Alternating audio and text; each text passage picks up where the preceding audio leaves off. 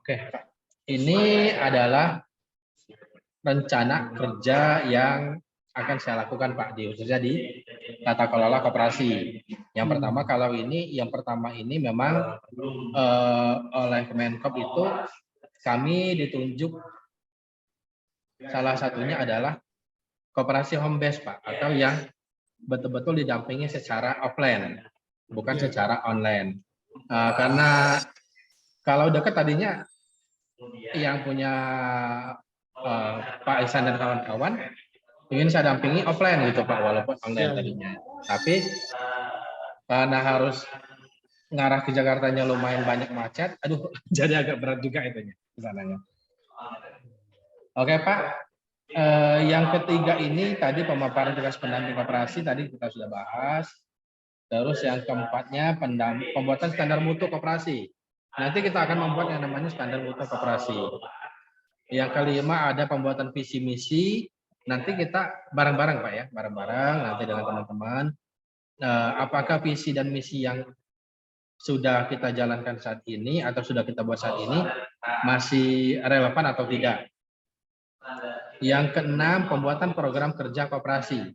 Jadi setelah adanya visi, misi, tujuan, dan strategi koperasi, kita harus membuat namanya program kerja dari koperasi itu. Ketujuh, pengelolaan sumber daya manusia koperasi. Kedelapannya, pengelolaan personal koperasi. 9, pengelolaan keuangan koperasi. 10-nya pemasaran koperasi sampai dengan rantai pasok Pak di sini Pak. Gitu. Rantai pasok koperasi. Nah, kalau 12, 13 dan sampai dengan 15 ini adalah metodenya yang akan kita gunakan, yaitu pendampingan koperasi secara online, khususnya untuk yang di Bekasi dengan yang di Padang. Gitu. Jadi kalau programnya Pak ada 1, 2, 3, 4, 5, 6, 7, 8 Pak. 8 program yang akan kita bareng-bareng buat. Kalau standar mutu nanti akan coba saya buat, bukan saya coba ya, maksudnya sudah mulai saya garap untuk standar mutu koperasi ini Pak. Jadi bagaimana koperasi itu kita memiliki standar. Jangan sampai koperasi itu kita tidak memiliki standar sama sekali. Yang kedua, program kerja. Jadi nanti runut gitu Pak. Ini semua nanti Pak dari poin 4 sampai dengan poin 11 akan kita kerjakan bareng-bareng. Bukan saya tidak bermaksud menggurui, kita bareng-bareng. Jadi kalau secara keilmuan mungkin Pak Ihsan lebih tinggi daripada saya. Itu Pak Ihsan. Oke Pak Ihsan, kira-kira nanti untuk program kerja saya nanti akan saya share ke Bapak, akan saya kirim ke Bapak. Baik Pak. Oke Pak ya, maksudnya kalau 1 sampai 3 ini jangan dilihat karena ini yang harus saya tempuh di Sukabumi. Tapi ini semua sudah saya lakukan kalau untuk 1, 2, 3 ini. Dan kalau untuk di Sukabumi itu sudah tahap keempat. Ya, kalau di kita nanti intinya sama saja Pak. Kira-kira kalau di masalah tata kelola nih Pak. Tadi kan investornya kan sudah Bapak menjaring dari luar, menjaring dari teman-teman Pak ya. Kalau masalah tata kelolanya apa sih Pak kendalanya Pak kira-kira Pak? Kalau untuk tata kelola kita diproduksi betul Pak. Jadi kita masih ada panen, ada force major dan ada gagal panen. Kita baru gitu, untuk Pak, ya. di tradisional kita udah menjalani lama, tapi untuk ditambah intensif atau semi intensif di budidaya udang faname ini, kita masih ada mengalami kendala penyakit gitu ya.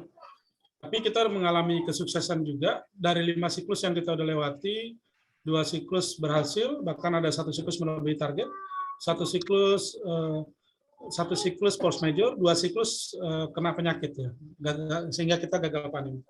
Nah, sehingga kita betul-betul orientasinya sekarang fokus pada mempelajari data-data keberhasilan force major dan kegagalan tersebut untuk bekal siklus berikutnya, Pak.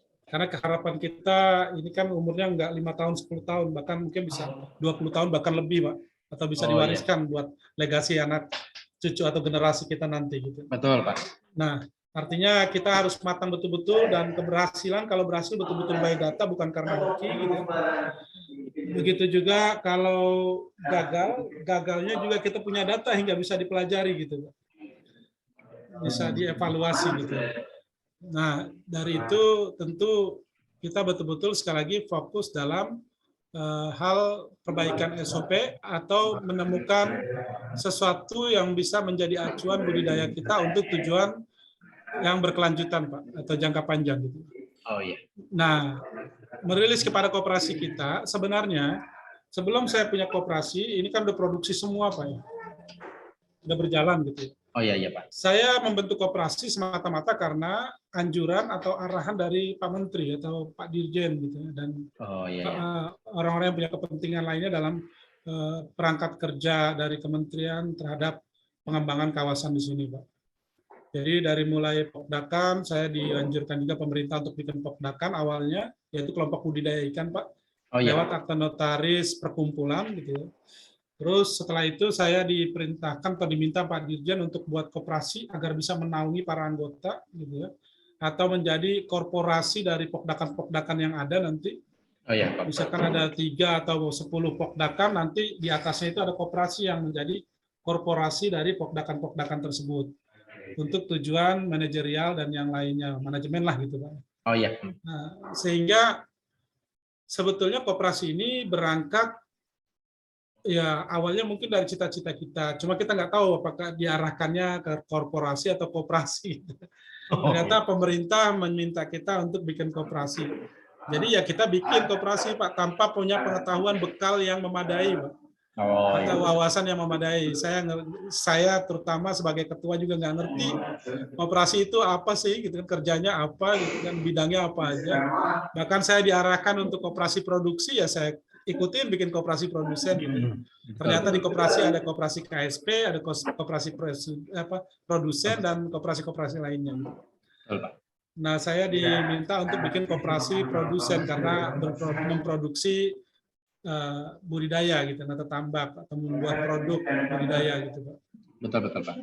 Nah, sehingga saya sangat menginginkan sekali ada stakeholder atau hal-hal lainnya yang dapat membantu atau melakukan pendampingan atau pembinaan terhadap saya secara pribadi dan anggota semua yang tidak mengerti tentang persoalan atau urusan perkoperasian ini, Pak. Oke. Jadi anggaplah saya ini benar-benar dari titik nol yang nggak ngerti apa-apa tentang koperasi, Pak. Cuma kita ingin betul-betul jauh lebih rapi, hasil produksi kita berjalan dan bisa kita input ke data koperasi gitu. Sehingga sampai sekarang jujur saya belum ada yang saya input ke koperasi, Pak. Saya nggak ngerti gitu. Manajemennya gimana gitu kan. Orang yang proporsional atau profesional dalam menjalankan juga saya carinya harusnya orang seperti apa gitu kan. Sampai saya belum sampai ke situ Pak. Artinya tapi data-data dari hasil budidaya saya tetap saya catat, ada laporan keuangan, ada hasil, dari situ saya bisa kirim ke KKP yang dijadikan input data untuk Kementerian KKP dari Dinas KKP gitu. Nah, tapi saya belum input ke sistem operasional koperasinya. Kalau kita saat tebar benur atau saat beli pakan atau produksi gitu kan, saat kita panen, itu kita punya data. Tapi sampai sekarang saya belum bisa inputnya seperti apa, laporannya ke koperasi. Bahkan jujur, setahun berdiri ini lebih dikit ya, saya belum punya laporan untuk RAT, gitu, atau rapat anggota tetap. Yang udah berkali-kali saya di WhatsApp diminta, Pak, laporan RAT-nya, Pak. Saya nggak ngerti gimana laporan RAT-nya. Tapi kalau foto-fotonya, Pak, kalau boleh saya tampilkan di sini, Pak, ya? Boleh, Pak. Kita. Nanti saya saya kirim dulu ke Bapak sebagai ininya dulu. Iya. Boleh, Pak.